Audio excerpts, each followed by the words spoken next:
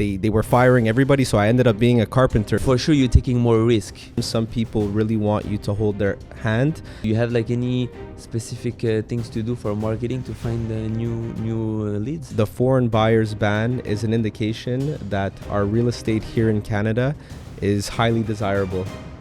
Welcome back to a new episode, guys. Today we're going in English with dear friend Anthony Pace. Thank How you. are you, Anthony? I'm very good. Thank you for having me, Adam. Thank Appreciate you so it. much for accepting my invitation. Absolutely. So usually we do in French. I Right. did one in the past in English. Yeah. But it's fine. I'm gonna do more stuff in English, so it's There you go. perfect. How are you doing today? I'm good. It's beautiful weather, you know. Yeah. So I'm enjoying the new season change. I think it's time. We've been waiting long enough in Montreal, you know. I agree. And this past weekend, Montreal was crazy, really. Yeah, I got burnt. I burnt my hands, my arms. You know, I need to relax. Yeah. So if you guys don't know yet, Anthony, he's a luxury real estate broker, basically in Greater Montreal, let's say. Basically, so I work from my office is in Westmount on Green Avenue, and I live in the Old Port. I'm originally from the West Island, so I cater to anywhere where people want to work with me. As you mentioned, I specialize in the higher end luxury real estate market. So that allows me to travel, let's say, to all different types of areas. So Yeah. yeah. Okay, so just, starting with your background, can you explain us why you're real estate and like what was like the path you took to achieve whatever you already achieved, let's say? Right. That's an interesting question. I've basically been in real estate for 8 years. When I was 21, I moved to Edmonton, Alberta. I wanted to get a job in the oil industry. I thought I would be able to like save up $100,000 in 1 year. That was when the gas prices dropped in half. So then by the time I already had my plane ticket, they were firing everybody. So I ended up being a carpenter. So I was actually doing rough framing construction work. And I was like, you know what? I don't want to work with my hands. I don't want to build houses. I want to sell houses. So I saved up enough money to do my real estate license. And I just flew back and went right into school. And I worked with a lot of different agencies and stuff like that. So I'm curious if you were in Edmonton. yeah. Right. What was like the market there? Is it like a difference from here, or did you didn't manage to touch anything there? Yeah, so like I said, I just basically did construction work there, so it was still implicated in the real estate market. Again, 8 years ago is a lot different than today. So, but I definitely saw in Edmonton how, our natural resources in Canada play such a significant role in our economy. Like there, it's very heavy into natural gases, like the oil industry and construction, and basically everybody there is like, I don't want to call them like farmers or whatever, but like they're all like working very like, I don't know, extracting resources, like Canadian resources, Yeah. Let's say it's like the second part of the question, but was so why coming back here? I mean, it's like your hometown, and why doing like everything related to brokers? Is it after your episode in Edmonton? It was like logical path, let's say, for you? So honestly, I felt like being a realtor was always my option B. And when option B was time to come, I just took it, and I figured that I wanted to be a salesperson, and I wanted to be successful, and I always was gravitated towards real estate. I mean, my parents, we always lived in decent neighborhoods where, I just gravitated towards real estate, and I enjoyed the aesthetic appeal of residential real estate specifically. Yeah. Okay, so you said you're more like in a luxury type of clientele. What service do you offer to those clients, and what is like your, let's say, like your basic listing? Are you more like in houses? Are you more in condos? What is like your day-to-day? Yeah, so mostly single family homes. Currently, I have about $10 million worth of inventory. I recently went independent. I was actually working with one of the a very well-known team in Montreal. A lot of people know who she is. She's been in business for 35 years. She competes with all the big names. But what I'm specializing in is basically, the luxury high-end. I feel like I gravitate towards that. And it mostly comes down to, who you're comfortable working with, who resonates with you, and then also delivering, a higher end service where the marketing is a little bit more extensive, the presentation of a property is a little bit more refined. In my opinion, I find luxury is really all in the details. So it's just, being detail oriented and going above and beyond to make those types of clients feel comfortable and like they're in good hands, Okay. Can you explain also the difference between working independently and working as a team? Because you said you were in a team. Yeah. And when did you change and why these changes? Right. So that's kind of like a open-ended question, just because I was working with this team that I think a lot of people know of, and I don't want to put their name out there, but basically I started in 2020 on that team. And I was there for a total of 4 years. And during my tenure with them, we were basically a small team, basically 3 brokers, 2 admin. And every year we'd sell above $100 million worth of real estate. And during my tenure with them, we basically sold above 300 million.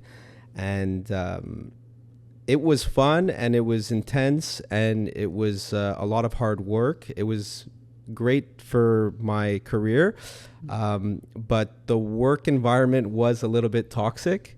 So it just came down to, is the juice worth the squeeze? And, what is my dignity worth? I think right now that I'm independent, it's been about a couple of months and I feel a lot more confident. And I feel like, it was scary to take the jump and the leap, but now that I took it, I look back and I'm like, I'm so happy that I did it. Yeah. What is first of all, I'm very happy for you. Thank you. Congrats for the Thank you for the big jump. Yeah. Can you explain to those who don't know the difference between working in a team and working alone? What is the big differences, and is Right. it like you're taking more risk? That's for Right. sure. But is it like let's say, at the end, is it better for you guys, for brokers, or like some brokers prefer to work in a team because it's less stressful? I'm asking even for me, the question. Okay, I understand. So yes, I think there's pros and cons. I definitely recommend for people to work in a team. I think that my goal now is to start a team. Group Pache is my website. So I definitely want to build my team, grow my team. But the advantage I see of working with a team is I feel like you can go a lot further. They say when you're alone, you can, go somewhere very quickly and very fast. But when you have a team, you can go further. And I do believe that there's strength being a part of a team. First of all, there's accountability. There's the ability to learn from somebody else, because you don't know what you don't know. So being a part of that team, I learned a lot of things that I had no idea I needed to learn. So without having had that experience, I would never be where I'm at today. So I'm definitely grateful for that. But I think it's just all a question of timing. But yeah, I definitely recommend to anybody that doesn't know what they're doing or starting in anything, join a team that, has a good reputation, has the experience, and go and learn.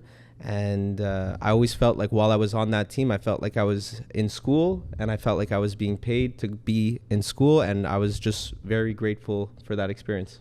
So first of all, if let's say someone just started to work as a broker, maybe start in a team for a couple of years. And then if he's comfortable, if he has like the resources, if he has the clients also, it's because it's the most important part of your job, you guys, right? It's to find new clients.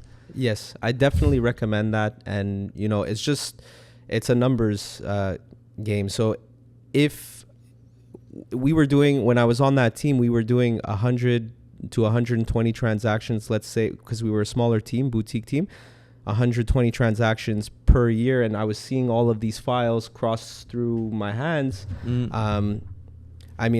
I don't think active brokers are definitely going to do more than 100 transactions in their career, but some brokers only do 3, 4, 5, 6 transactions a year. If you do that over the span of 10 years, 20 years, I got more experience potentially in 1 year than another broker that might have been working for a decade or two. So that I find is like invaluable, and I'm grateful for that. Yeah, for sure. So you talked about volume. This is a good point, because I wanted to ask you also, what is for you? Are you more like let's say like 10 to 15 transaction per year, or are you more like a volume guy? Let's say you go like more like small listing, but you do more transaction, because every time I spoke to a broker, I see like two different types of broker, like the guys who more like you high volume versus more specialized. So I would say I'm somewhat in between now, especially with my transition. Like I said, it's only been since the beginning of the year essentially that I started on my own. So for the time being, I've sold about $5 million worth of real estate. I currently have about $10 million of inventory. I'm just hitting the ground running. So, there's a lot of room for growth. There was a lot of, foundational work I had to do, but I definitely see the value in, being selective with who I work with. And the goal, I think, at the end of the day is to just give a high quality service. And if the volume increases, don't, panic. Don't panic. Just keep going and work while there's work, and that's it. So I would say I'm kind of in between. I'm definitely occupied. I'm probably doing roughly like two transactions to 3 transactions per month right now. But again, my average transaction is about 1.5 million. So that's not bad. No, that's not bad. What is I'm curious, what is let's say, the most expensive listing you sold or you have at the moment, and how did you manage to find it, because it's a big part of your job? Yeah, exactly. So my biggest sale was last year. I represented the buyer. I met him at a $3 million listing that we had for sale, and I shopped around with him for over like a year. And eventually we found him a property on Clark, and we sold him a house at $7.6 million 50 for a house. Okay. Well, yeah, that's nice. Yeah. Especially in Montreal, because in Westmount. So that was my biggest transaction. That was pretty like, I found groundbreaking. I was like, wow, like, cool. This is this was the point where you say, okay, now I'm gonna specialize in it was a home, probably, right? It was a house, yes. Okay, it was a house in Westmount. Yeah, I mean, like those type of prices, it's let's say like 80% Westmount, and the rest like Hampstead and Outremont and those types. There's also a lot of waterfront properties I've sold close to like the $5 million range, like a Hunsick. There's a lot of beautiful homes on the water that are very expensive. There's Hudson, for example, Beaconsfield. So yeah. I wanted also to talk about like your skills on the ground. Yeah. So do you have like any routine when showing a property when you have a new clients? What is like your go-to when you do visits? Because it's once again it's.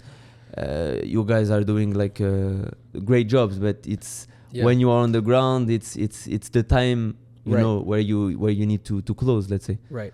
I think that clients feel most comfortable when they feel like they're talking to an expert.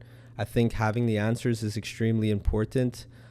So basically just, brushing up on the detailed listing, brushing up on the seller's declaration, brushing up on what has sold recently and what is active in the area prior to every visit is very important, because if there's an answer that could be given, they're going to feel like you're an expert. They're going to feel confident that you know what you're talking about. And that's it. Just staying calm, cool, and collective as well is very important. You can't get overexcited. And I feel like just, having the answers to questions that are going to come up is very important.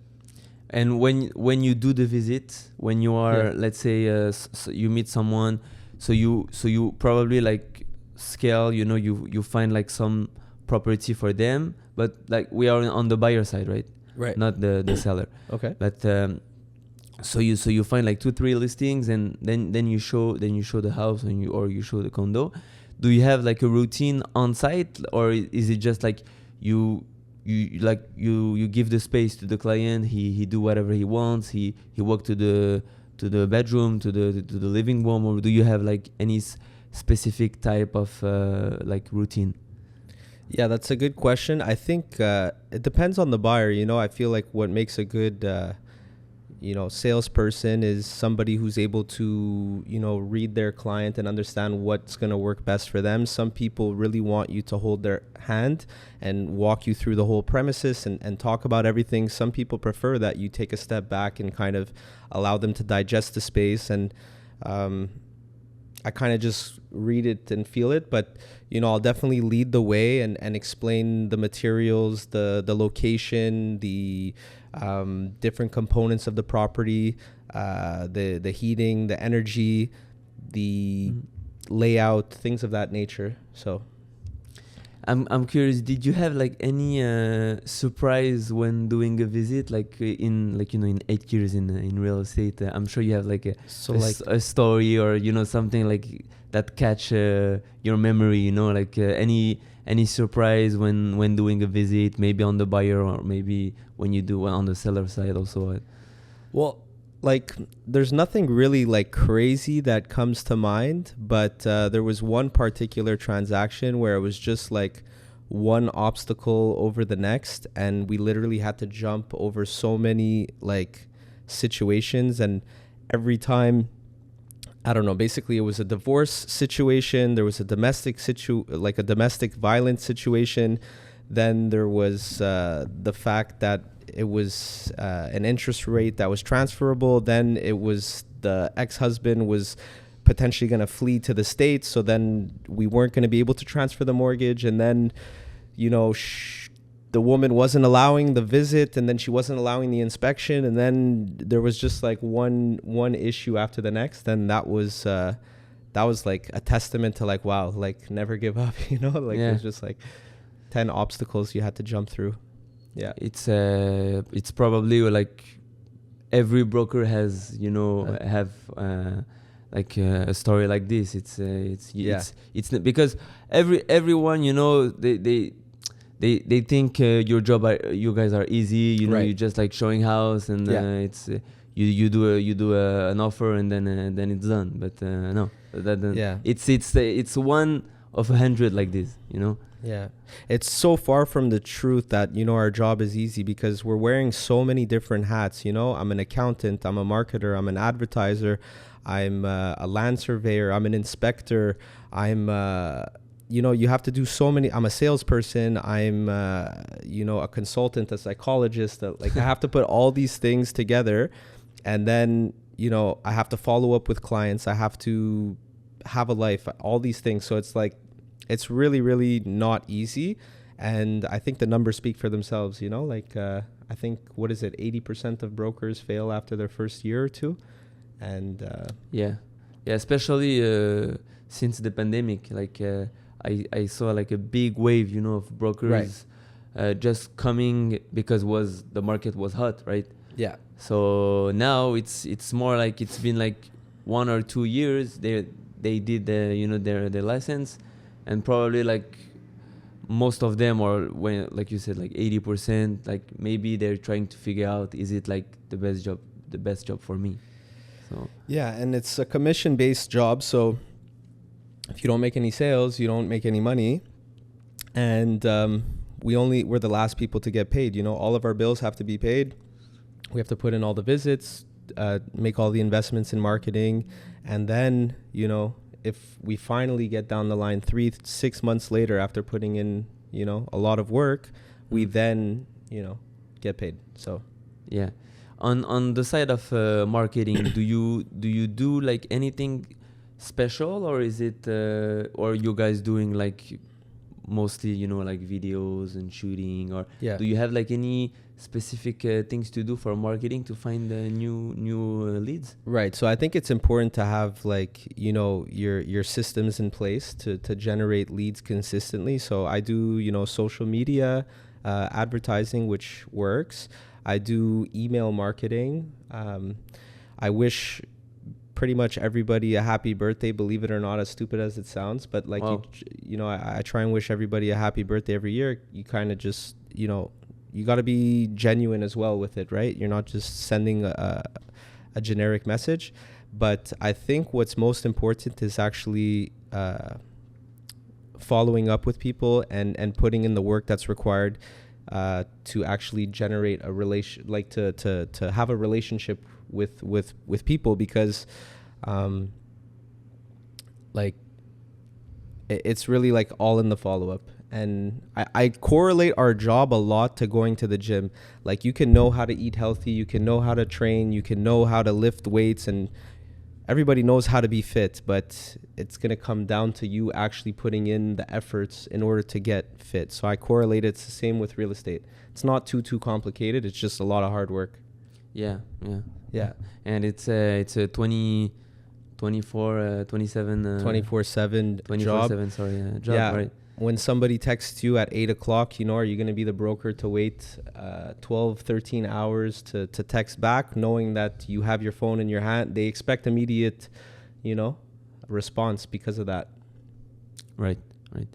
I wanted also to ask you about negotiation. Right. So let's say you have, we're gonna take, you know, a specific case, but let's say you have you are on the buyer side, Right. and you negotiate with is it, are you guys still doing you negotiate with the seller, or I saw like it's there is a new rule, I think now you can't talk with both buyer and seller? So there's a formality which basically says that you can't technically represent the buyer and the seller, which is true. Now, if let's say you're representing the seller and a buyer comes and he wants to write an offer with you, you have to tell him essentially that you're not representing him, and you have to have him actually sign a form that tells him he is not being represented by you. But it does not change anything in the sense that I still have to act 100% ethically and be transparent with him and give and be forthcoming with all of the information. So it's really a formality. It doesn't really change anything. You can, you know, okay, so you can talk to both. You can broker a transaction where there is no collaborating broker. You could still do that, but you're not technically allowed to represent both parties. Okay. Yeah. Okay. So let's take this example, and well, the question was, what negotiation strategy do you find like particularly efficient for you? Is it Right. just like the part of the negotiation when you have probably an offer on place, Right. and they put an offer, of course it's not the price of the seller, but you know, Right. what can you talk to us about it? Yeah, that's the thing. My goal is always to keep the dialogue open. I like to look at the numbers and the facts. You know, I like to take into consideration what has sold most recently in the area, what the cost to rebuild, you know, and what is available on the market. I think that, you know, that's the best policy. You show people this is why your house is worth X, or this is why this house is worth X. Here are the facts. Here are the proof, the evidence, and that's the best you can do. You know, of course, there's other things that you could do, such as like, you know, ask them, don't you envision yourself here in this house, or don't you envision yourself moving on to the next chapter? And you remind them the reason and the purpose why they began this process to begin with. But I think, you know, real estate is a very important investment and the biggest, you know, purchase of a lot of people's lives. So when you go at it from an investment perspective and explain to them the numbers and the figures, I feel like people feel very comfortable with that. Yeah, they trust you. I mean, like it's, you know, let's say the house on the other street, it sells, you know, like 100,000 more. It's, Yeah. You know, you're trying like to find, you know, the best the best ground for everyone. And especially now, when I last like 2 months ago, I had François Mackay. Okay.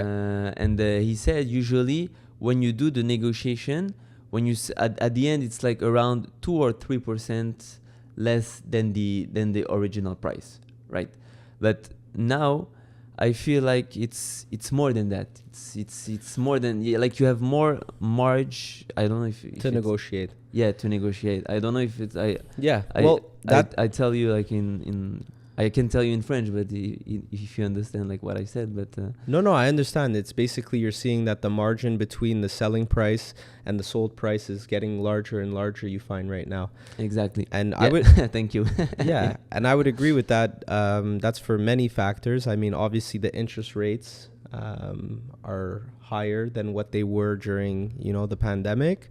So that means there's less buyers, there's the foreign buyers ban, there's more inventory, so more supply, less demand means that, we're transitioning towards a buyer's market to a certain extent. But yeah, I see that there's higher margins of negotiation now, but I think that just comes with the fact that, the market is always moving, and we've been doing an uptrend for decades, and then now maybe an uptrend or side trend or slight like a slight downtrend is kind of inevitable, and that's going to cause higher negotiation margins. Right. Is it a seller or a buyer market at the moment for you? Like, what do you think? Is it like, I mean, for 2024? Right. Do you suggest someone to buy or to sell?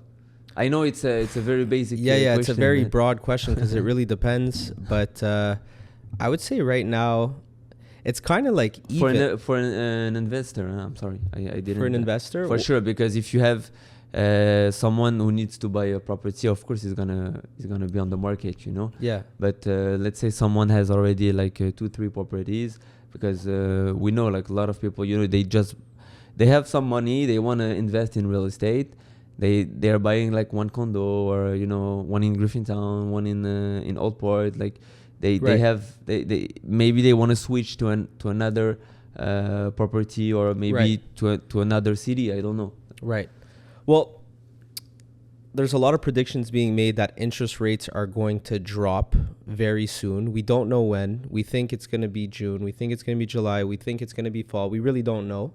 But let's say that they do drop in the near future. I think that's going to be good for sellers because the demand is going to increase. So I think now is a good usually you want to do the opposite of what everybody else is doing. So if everybody else right now is like, let's say, people are not doing much, there's not that much activity. I feel like when the interest rates increased, people were expecting that people were just going to like offload their properties and, it was going to turn into a buyer's market. But what we saw was sellers just not selling and buyers not buying. So it was kind of just, frozen at whatever it was. And that's what we saw. Then at the beginning of this year, we saw the prediction of interest rates decreasing. That stimulated the activity between buyers and sellers. So we actually saw a lot of healthy momentum. And then now that the interest rates were not dropped during the last announcement, now we've seen somewhat of a slowdown, but it's constantly changing because if next month the interest rates drop, then we're going to see a lot more activity again. So it's really always changing. Right now, I'd say it's really just even. There's good opportunities. Sellers are still asking high prices. There are buyers out there, but not as much during the pandemic, which was a rare anomaly to begin with. So I think we're stabilized right now. We're even. I think we're even. Yeah. Okay. And what is like your prediction, let's say for the year for the years to come? Do you prefer like a market when COVID hits, like was like really crazy, multiple offers and stuff, or do you prefer something like more stable, or you have like less demand but right? I can't control the market, so no matter what happens, I'm still going to be standing here and I'm going to have to do what I have to do. But I think my prediction of the market, I assume interest rates are going to drop in the fall. I don't think they're going to drop recently. I could be wrong. I have no idea, but I think they're going to drop in the fall. I think that's going to be good for the market. And I think whether they drop or not, I think real estate is going to continue to be one of the best investments. It's a hedge against inflation, which is at all-time highs. And for me, the foreign buyers ban is an indication that our real estate here in Canada is highly desirable. If it wasn't desirable and foreigners didn't want to buy our real estate, then I don't think that law would have to be implemented. So for that reason alone, I feel like that's an indication that, real estate here is valuable, desirable, and I think it's going to, in the long run, it's going to be a good investment. And we've always looked at prices for what they are today, and then they explode, right? Like looking back. So in hindsight, it's hard to predict that things are going to continue to rise because of how expensive we feel like they are now. But that's the nature of inflation and the way the economy is basically set up, in my opinion. So no, it's a good point, because when you compared Montreal market to even Vancouver, even like Canadian market, we're not there. We're not there yet. No. So there is improvement, to go. And as you said, like people wants to invest here in Montreal, in Quebec, because when you compare to New York, or I know it's not the same market, but it's like 6-hour drive, Right. And we have La Floride also for Miami and stuff. So it's the location. For sure, it's not that good when you want to go to Europe, right?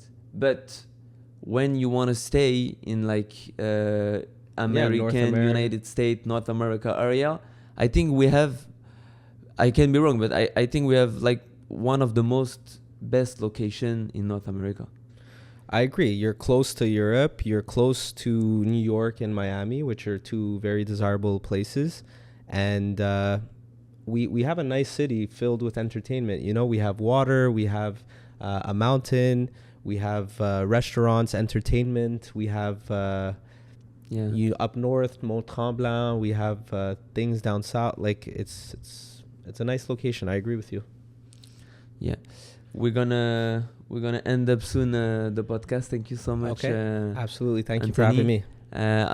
I'd like to end, with your whatever you feel comfortable to end, but what is like your project, what is your desire, for you personally, what you do, what you like, and also if you have any book or a podcast you recommend for the audience, what like for personally, like what is like your go-to thing at the moment? Right. So I've been independent now a few months, so my goal really is to develop my business and team. I'm looking for realtors to join my team if anybody's interested in being trained and how to cold call people and how to do this business. Feel free to reach out to me. I'm sure my contact information will be somewhere. Sure. And as far as self-help growth podcast, there's a few people I like to listen to. Some of them are a little bit more extroverted than others, but I really like Grant Cardone.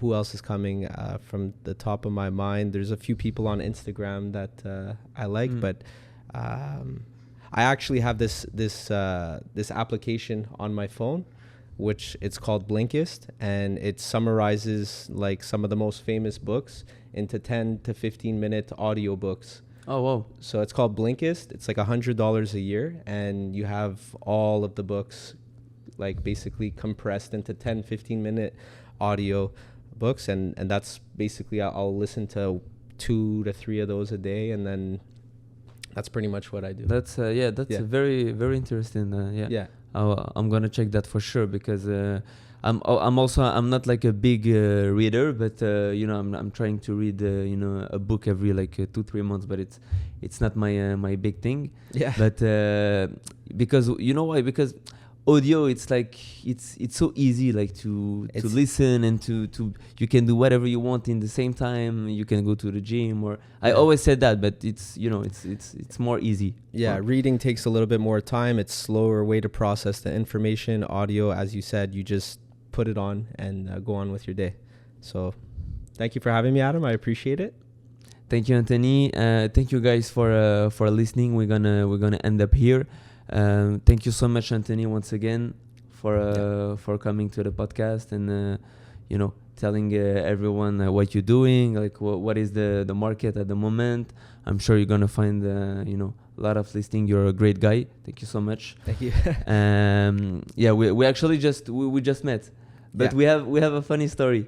We have a funny story. You told me I showed you a place like a couple years ago. Yeah, exactly. So so it's funny how like we go to the gym. We go to the same gym. So yeah. Exactly. Thank you, guys. See you as always every week, and don't hesitate to comment, like, reach out to Anthony if you have any questions. You can also reach out to me, and we'll see you next time.